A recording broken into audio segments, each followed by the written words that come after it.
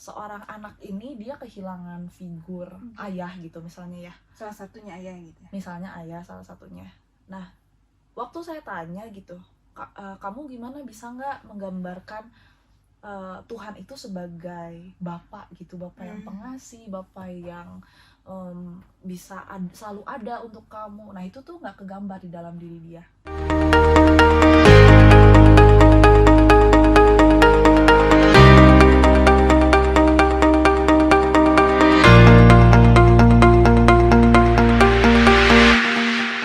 Salam semuanya, selamat datang kembali di podcast STT Sampel Bandung. Kali ini kita akan membahas topik yang menarik bersama dengan pembicara yang begitu juga punya ilmu yang banyak sudah ya. Waduh, Ya, oke. kurang lebih begitu. Nah, kali ini dengan saya sebagai moderator pada podcast kali ini dan juga pembicara, mungkin bisa memperkenalkan diri. Iya, nama saya Raisa. Raisa. Untuk sebut Saya nama lengkap ya. Raisa Francisca Maria. Oke. Dengan Ibu Raisa. Nah, kali ini kita akan membahas tema yaitu tentang hubungan pola asuh dengan pembentukan konsep Tuhan pada anak. Ya. Nah, di sini ada beberapa pertanyaan yang mungkin Ibu bisa jelaskan, mau itu dari segi yang dari pengalaman ataupun dari yang sudah pernah dipelajari dari Ibu. Ya. Oke. Gitu ya. Baik. Nah, di sini yang menjadi pertanyaan pertama ya. Apa yang dimaksud dengan pola asuh orang tua? Oke, jadi mungkin untuk mengawali sebelum masuk ke situ kali ya, supaya yang nonton juga ada sedikit gambaran gitu. Jadi memang judul ini itu adalah judul skripsi saya waktu di sekolah teologi Saint Paul Bandung gitu. Jadi masuk ke yang tadi ya, jadi pola asuh itu. Jadi memang nanti jawaban-jawaban yang saya berikan di sini itu memang berdasarkan apa yang saya dapat dari skripsi saya ya. Baik gitu. Jadi ya apa Kak tadi pertanyaannya? Pertanyaannya apa yang dimaksud dengan pola asuh? Iya, pola asuh. Jadi pola asuh itu pola asuh orang tua itu adalah didikan yang diberikan oleh orang tua itu sendiri untuk anaknya. Dan itu cenderung berpola, nama juga pola ya. Cenderung berpola dari masa kecil hingga masa besar dan itu biasanya berisikan tentang bagaimana orang tua itu mendidik anaknya. Mendidik bagaimana anak itu bisa mengetahui apa yang baik, apa yang buruk, apa yang bisa dilakukan, apa yang tidak boleh dilakukan dalam kehidupannya sehari-hari, dan aturan-aturan lainnya yang juga bisa mencakup hukuman atau misalnya mencakup juga reward gitu, penghargaan kalau misalnya anaknya itu berhasil melakukan yang baik. Apa yang dampak dari itu ya? Ya, pola asuh itu seperti itu sih kurang lebih. Jadi pola asuh tuh pola-pola yang diberikan dari kecil hingga dewasa. Iya. Dan biasanya itu cenderung nggak banyak berubah gitu, karena kan dalam keluarga kan biasanya pola-pola itu akan terus ada dan biasanya juga diturunkan lagi nanti cucu-cucu. Iya, jadi misalnya orang tua saya dia pola asuhnya itu cukup keras. Nah, itu biasanya secara tidak sadar nanti saya juga kalau misalnya punya anak akan keras juga gitu. Jadi akan biasanya seperti itu. Walaupun nggak selalu ya? sih, nggak selalu. Ya, itulah yang namanya pola asuh orang tua. Oke, baik. Terus ada lagi pertanyaan, kalau itu kan mengenai maksud yang dari apa yang dimaksud dengan pola asuh orang tua. Terus bagaimana kalau konsep Tuhan itu dapat terbentuk dalam diri seseorang? Oke, sekarang ke konsep Tuhannya ya. Jadi kan memang di skripsi ini kan ada beberapa variabel tuh. Nah, salah satunya juga tentang konsep Tuhan. Nah, sebenarnya mungkin kenapa awalnya saya pilih hubungan antara kedua ini, karena saya sering ngeliat gitu ya dari fenomena yang saya lihat gitu di lapangan, kayak banyak saya nggak menggeneralisasi sih, nggak semuanya seperti ini, cuman dari kebanyakan orang misalnya seorang anak ini dia kehilangan figur ayah gitu misalnya ya. Salah satunya ayah gitu ya. Misalnya ayah salah satunya. Nah, waktu saya tanya gitu, kamu gimana bisa nggak menggambarkan Tuhan itu sebagai bapak gitu, bapak yang pengasih, bapak yang bisa selalu ada untuk kamu. Nah itu tuh nggak kegambar di dalam diri dia, karena dia tuh nggak punya figur itu waktu dia kecil. Atau misalnya dia punya ayah tapi ayahnya itu keras misalnya. Nah jadi nanti yang kegambar di dalam diri dia itu Yesus itu sebagai, atau Tuhan itu sebagai figur yang penuh dengan kemarahan, membuat Kasar, dia takut jadi gitu. takut, ya. Jadi Tuhan itu sebagai sosok yang menakutkan. Kayak Iya. gitu. Jadi kalau ayah kan memang itu kalau misalnya di psikologi kan ayah itu sebagai figur yang menentukan aturan. Kalau ibu itu sebagai figur yang memberikan kasih. Nah makanya kalau tadi tentang konsep Tuhan gitu ya, penting gimana ayah dan ibu ini memiliki peran yang seimbang, di mana ayah itu menunjukkan sikap yang tegas, disiplin, tapi maksudnya gak yang sampai dengan kekerasan ya, tegas, disiplin, ada aturan, dan ibu itu menunjukkan kasih. Jadi kalau misalnya itu seimbang, walaupun tidak 100% saya bilang akan anaknya ini akan mudah gitu untuk menggambarkan Tuhan ya, karena kan banyak faktor lain juga tuh. Tapi akan memudahkan gitu, akan membuat prosesnya itu menjadi lebih mudah. Kayak pengalaman saya pribadi lah ya. Misalnya saya kan ditumbuhkan, saya nggak bilang orang tua saya sempurna, ada juga kekurangan-kekurangan lah. Tapi saya melihat bahwa ayah saya itu adalah sosok yang bisa menegakkan aturan dengan jelas gitu. Jadi dia nggak hanya sekedar menghukum saya, tapi dia tuh menjelaskan kenapa hal itu tidak dibolehkan untuk dilakukan. Terus saya juga lihat ibu saya, dia walaupun memang tidak memanjakan ya, tapi satu sisi juga dia bisa menunjukkan kasihnya yang nggak pernah habis untuk saya gitu.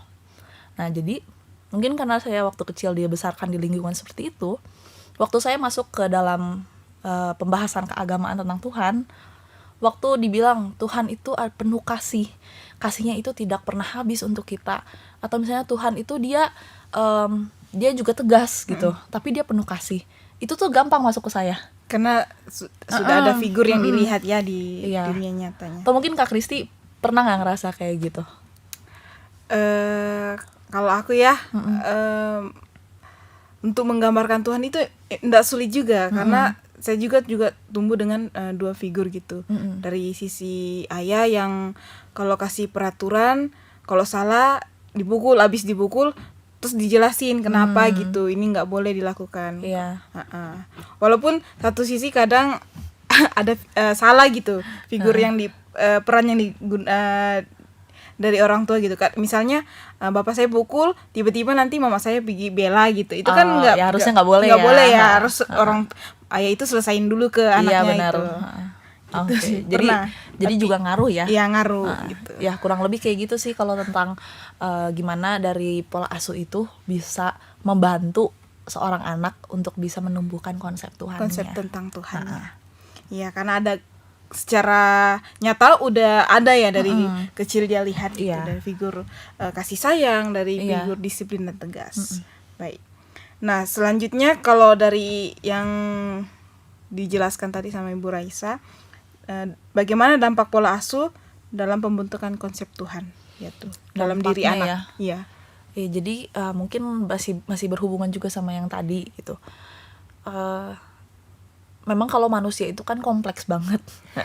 Jadi sangat bervariatif, sangat rumit lah istilahnya. Dan dalam kehidupan kita ini banyak faktor-faktor yang juga mempengaruhi cara kita berpikir. Benar.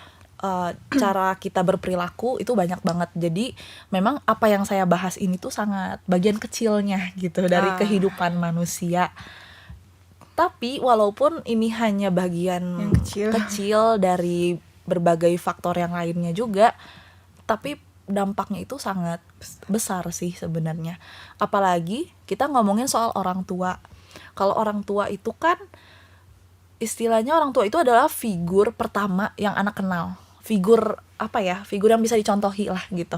Karena itu yang dilihat. Iya, sebenarnya nggak cuma orang tua sih, kayak misalnya kita punya wali gitu kan, ada ya beberapa anak yang dilahirkan misalnya ayahnya sudah tidak ada gitu ya, atau ibunya sudah tidak ada, terus ada wali gitu.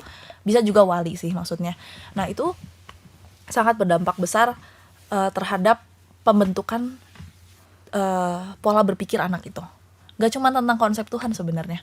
Nah jadi dari beberapa hasil gitu ya yang saya lihat dari skripsi Yang sudah teliti. Yang sudah diteliti sebenarnya ada empat orang yang menonjol hasilnya gitu.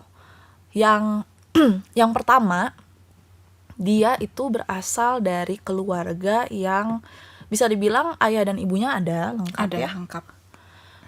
Tapi ibunya ini, ibu dan ayahnya tidak memiliki hubungan yang baik gitu. Jadi cukup renggang dan sering bertengkar. Dia juga tidak pernah dikenalkan dengan Tuhan lewat ayah dan ibunya, tapi dia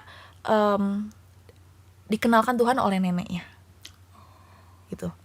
Nah jadi walaupun dia orang tuanya itu tidak menunjukkan atau memperkenalkan tentang Tuhan, tentang konsep Tuhan yang baik gitu ya, tapi dia mendapatkan itu dari sosok lain. Dan sekarang akhirnya dia bertumbuh menjadi orang yang istilahnya punya pemikiran yang baik tentang Tuhan gitu.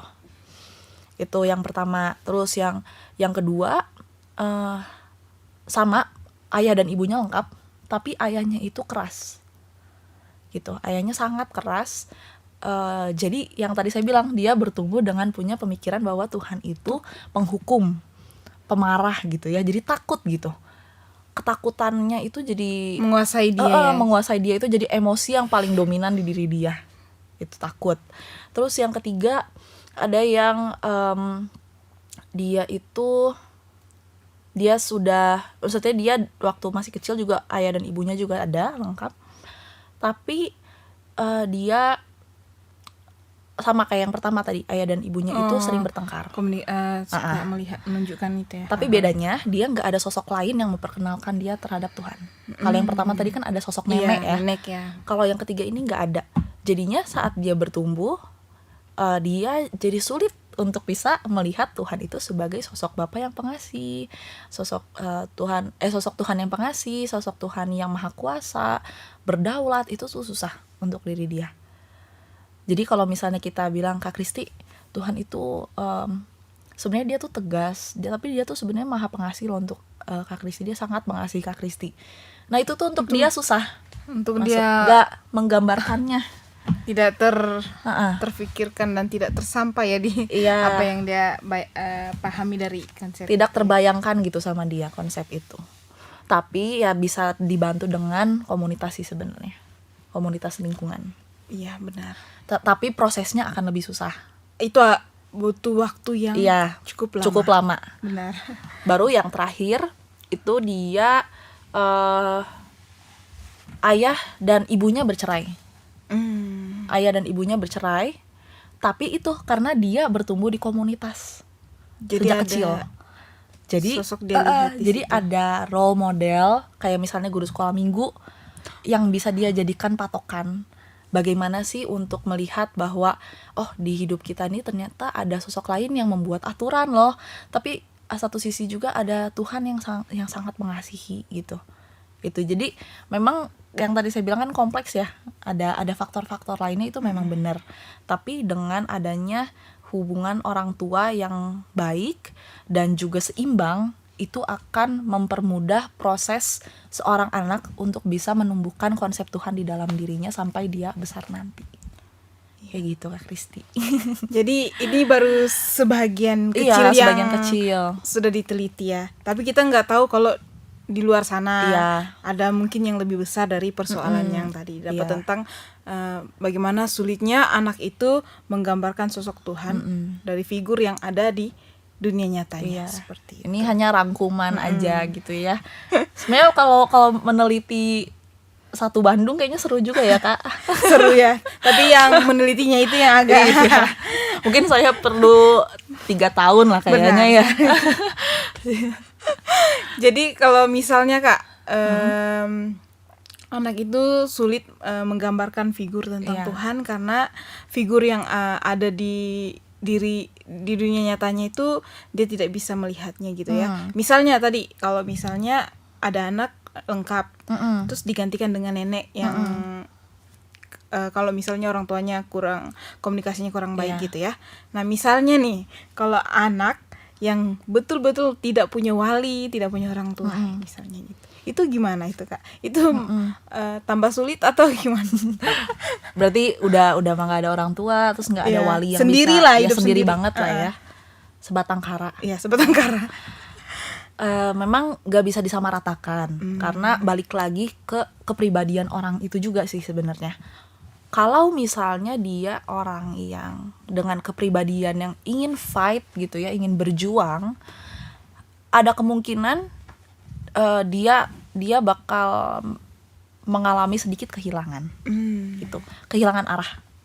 Itu kayaknya rata-rata seperti itu sih dari yang saya lihat ya, maksudnya anak yang bertumbuh tanpa adanya figur orang tua atau wali biasanya kehilangan arah. Dia bingung gitu, bingung harus kemana, dan jadinya itu bisa berakhir pada, kalau misalnya dia masih remaja, mungkin bisa berakhir pada kenakalan remaja. Yeah. Jadi istilahnya dia mau melihat sosok manusia di dunia ini aja dia susah, apalagi dia mau bisa kenal sama yang di atas gitu. Jadi memang orang tua itu kan adanya di Alkitab ya, kita harus menghormati orang tua. Menghormati orang Atau tua. misalnya kalau orang tua memberi nasihat, kita harus mendengar, hormati orang tua kita. Itu tuh memang benar, karena orang tua yang dikasih Tuhan untuk kita itu tuh kayak sebagai perantara sebenarnya, bukan perantara lah, maksudnya kayak sebagai contoh, karena manusia kan terbatas ya Kak. Iya. Kita hanya bisa mendeskripsikan Tuhan itu dengan sesuai kemampuan pikiran kita, dan yang kita bisa lihat ya dari orang tua kita itu gitu. Jadi kalau misalnya dia nggak ada wali, nggak ada orang tua, nggak akan selalu seperti ini, tapi mungkin akan jadi lebih sulit. Jadi arah hidupnya nggak jelas. Iya. Gitu ya. Jadi mungkin dari itu kebanyakan mungkin dari pengalaman Ibu Raisa, apakah itu yang membuat kadang-kadang anak-anak itu cari perhatian? Iya, bisa jadi gitu, karena ada yang Kurang. kurang dalam diri mereka gitu. Jadi butuh sosok yang bisa sayang Iya, mereka, iya. memperhatikan mereka. Iya, kayak gitu. Seperti itu. Kalau misalnya itu nggak ada orang tua ya, tapi kalau ini yang punya orang tua gitu, tapi dari kecil dididik sampai Iya. besar, tapi kemudian hari dia sulit untuk menggambarkan Tuhan, hubungan orang tuanya baik gitu, apakah itu dampak dari dia yang tidak mengerti atau pengaruh lingkungan gitu? Bisa dari pengaruh lingkungan, misalnya orang tuanya udah oke nih, udah baik, tapi lingkungannya kurang mendukung, jadi dia ikut terbawa, itu bisa kayak gitu. Tapi biasanya kalau memang orang tuanya itu sudah, dalam arti mendidik dia dengan baik, terus gak cuman memberikan dia kebutuhan dia secara materi aja, tapi kebutuhan secara emosionalnya juga dipenuhi, biasa jarang sih yang kayak gitu. Jarang. Kalau misalnya kita lihat dari luar nih, hubungan orang tuanya baik nih, wah kayak masih, ya maksudnya sering pergi keluar bersama, sering ada quality time, tapi ternyata anaknya tetap keluar jalur gitu misalnya. Iya, melenceng gitu. Nah, itu berarti harus ada yang dipertanyakan gitu. Ini beneran dipenuhi secara emosional nggak anaknya, atau hanya cuman sekedar ya materi aja gitu. Berarti ada sesuatu yang masih belum memenuhi diri dia gitu. Jadi berdampak juga ya kalau misalnya cuman secara segi perhatian, tapi kalau secara emosional nggak terpenuhi juga, itu juga bisa mempengaruhi ya. Oke, jadi bagi teman-teman yang punya anak, ayo mari terapkan pola asuh yang sudah Ibu Raisa bicarakannya, itu memperkenalkan sosok Tuhan itu lewat kehidupan orang tua. Bahkan kalau misalnya punya wali, mungkin dari wali gitu ya. Iya. Apalagi kalau misalnya anak-anaknya kadang kalau dibaptis ada ini ya, Bapak rohani, mungkin bisa lihat dari sisi itu juga ya, seperti itu. Jadi kita sudah Udah selesai. selesai. Tapi aku mau nambahin satu Ayo, hal, boleh Kak. silakan. Mungkin Ini untuk statement terakhir iya, atau statement gimana? terakhir. Oke, boleh. Mungkin kayak orang tua yang nonton nanti podcast ini. Memang saya belum jadi orang tua Kita sih. ke depannya ya. Iya, mungkin masih akan menjadi orang tua gitu. Tapi satu hal yang sebenarnya penting gitu untuk bisa diterapkan dalam diri orang tua adalah orang tua yang beragama Kristen itu nggak cukup. Tidak cukup jadi Nggak cukup. orang Kristen ya. Nggak cukup jadi orang Kristen, nggak cukup sering ke gereja. Tapi orang tua itu kalau misalnya ingin menerapkan pola asuh yang baik, yang benar-benar sesuai firman Tuhan, ya orang tua itu sendiri harus menghidupi firman Tuhan itu. Setuju. Gitu. Jadi dari orang tua dulu iya, ya. karena banyak anak yang kepahitan sama rohani itu karena mereka gini. Karena mereka lihat di gereja orang tuanya ini sering ke gereja tapi kenapa di rumah Jadi kelakuannya nggak berubah Iya. gitu. istilahnya haleluya. Iya. Ya kan? Halelupa nanti di rumah. Di gereja haleluya, di Iya. rumah halelupa. Halelupa. Jadi anak juga lihat figur seperti itu. Iya, jadinya kan maksudnya anak juga jadi ya udah buat apa saya ke gereja juga. Iya. Kalau orang tua saya aja halelupa enggak. di rumah. Iya, itu aja sih. Seperti itu ya.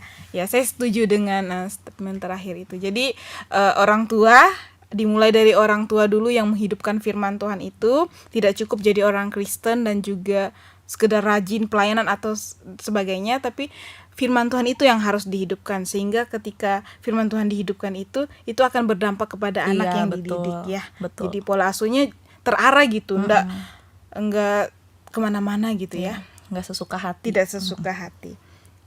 Nah, itu saja tentang pembahasan kita tentang hubungan pola asuh dan bagaimana menggambarkan tentang konsep tentang Tuhan seperti itu. Terima kasih untuk Ibu Raisa yang sudah Sama-sama. menjadi pembicara kita pada hari ini. Semoga apa yang kita bicarakan dapat menjadi berkat bagi orang yang Amin. mendengarkan dan juga bagi saya ya, gitu. Dan juga yang buat teman-teman yang OTW nikah gitu ya. Dan kami juga mau mengajak teman-teman semua, Bapak Ibu, untuk jangan lupa like, komen, dan subscribe ya untuk channel YouTube kita ini, supaya kita sharing biar orang juga mendapatkan berkatnya. Seperti itu. Terima kasih, sampai jumpa di podcast selanjutnya. Dah.